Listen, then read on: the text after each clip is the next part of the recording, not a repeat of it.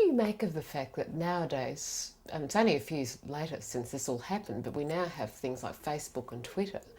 What would a defamation specialist like yourself make of what's happening there, and lots of people, famous and otherwise, making defamatory remarks about other Well, people and, as you say, offering opinions as facts? the law's clear. And I was in the test case in the High Court on this issue. I acted for Joe Gutnick, who was taken absolutely apart by Dow Jones in their magazine. I forget the name of it now.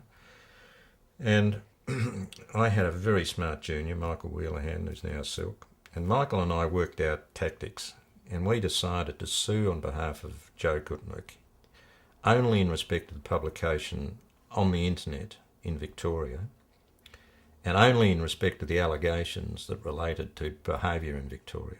So we made it into a solely Victorian case.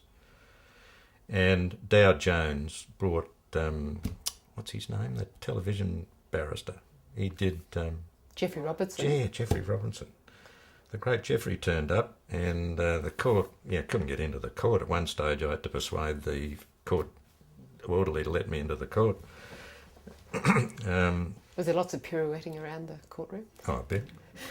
I mean, he was a highly entertaining opponent and very fruity and flamboyant. In any event, the case turned on the law, and we had a very good judge to decide, a fellow called Jack Hedigan, who I've mentioned earlier. He was a very good barrister, very good judge. And we established through all the authorities that publication takes place when, whatever medium you use, when the audience hears, sees or listens to it. Their argument was that publication had taken place when it was uploaded onto the internet. And if that was the case, the law applicable was American law, because it had been uploaded in America. That would have been fatal to Joe.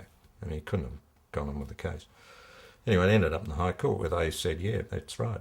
Publication takes place when it is received, when the people read it. So anyone publishing on Twitter or Facebook, when they publish it, if it's defamatory, the law that's going to be applied is where that entry is read on the internet.